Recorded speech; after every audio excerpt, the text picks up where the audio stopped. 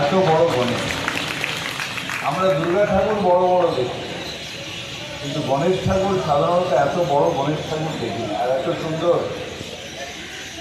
আমাদের জন্য, যারা আমরা বাঙালি, আমাদের জন্য একটা অত্যন্ত ভালো জিনিস, সেটা হলো গণেশ পুজোর মধ্যে দিয়ে একটা আনন্দ শুরু হয়। যে পিতৃপক্ষের শেষ পুজো, মাতৃপক্ষ পড়ে যাচ্ছে, অর্থাৎ আমাদের বাংলার মা, আমাদের দুর্গা মা, তিনি আসছেন আমাদের মধ্যে। এইটা আমাদের আনন্দ সঞ্চয় করে। নিশ্চিতভাবে বাণিজ্যের মতন যারা সংগঠন, যাদের পুজোগুলো আমাদের লাইন দিয়ে দেখতে হয়, তারা ব্যস্ত হয়ে পড়ে, কিন্তু আনন্দের দিন শুরু এই গণেশ পুজোর মধ্যে দিয়ে হয়। এটাই সবথেকে বড়, এবং সেই জন্যই আমরা সবাই আজকের দিন থেকে আনন্দে থাকি।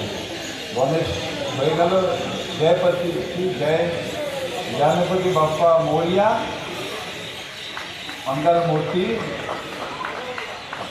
আর এই যে বলে, এর মধ্যে দিয়ে আমাদের আসলে সুন্দর দিন, দুর্গা পুজোর দিনগুলো আসতে শুরু করেছে, এটা আমরা উপলব্ধি করি।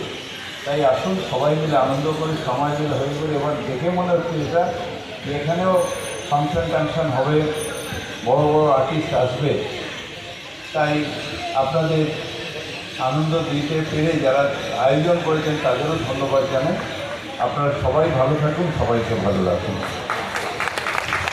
এটাই বাংলা, এটাই মা মাটি মমতার বাংলা, যেখানে দুর্গা পূজা থেকে শুরু করে গণেশ পূজা সবটাই হয়, এবং যার শুভ উদ্বোধন করেন ফিরহাদ হাকিম, এবং যেখানে ফিরহাদ হাকিম নিজে একটি দুর্গা পূজা করেন, যে দুর্গা পূজা গোটা বাংলার বুকে একটা বড় নাম, চেতলা অগ্রণী। এটাই বাংলা, এখানে হিন্দু মুসলমানের কোনো বিভেদ নেই। যে বাংলায় দাঁড়িয়ে কাজী নজরুল ইসলাম দক্ষিণিয়া তিনি গান সবচেয়ে বেশি শ্যামা সঙ্গীত রচনা করেন, এটাই বাংলা, এটাই আমরা বারবার বলতে চাই। সুতরাং এই বাংলায় বিভেদকামী শক্তির কোনো জায়গা নেই, কোনো ঠাঁই নেই। আমরা ঠিক এইভাবেই বাংলাকে এগিয়ে নিয়ে যাব। আমাদের ববিদা, আমাদের মিনুদি, আমাদের বাণীদা, আমাদের অনিতাদি এবং আমাদের তুলসীদিদের নেতৃত্বে। সুতরাং আমরা সেই মতো করে আপনাদের সবাইকে শুভেচ্ছা জানাচ্ছি। যে মূল আমাদের সুরটা বাঁধতে চাইছি, যে ইউনিটি ইন ডাইভার্সিটি, অর্থাৎ বৈচিত্র্যের মধ্যেই ঐক্য, গোটা ভারতবর্ষের যে চিত্র, সেটাই যেন আমরা বারে বারে তুলে ধরি এই বাংলায়। এখানে আমাদের ববিদারা প্রত্যেক ক্ষেত্রে তারই ছোট ছোট দৃষ্টান্ত তৈরি করে দিয়ে যান।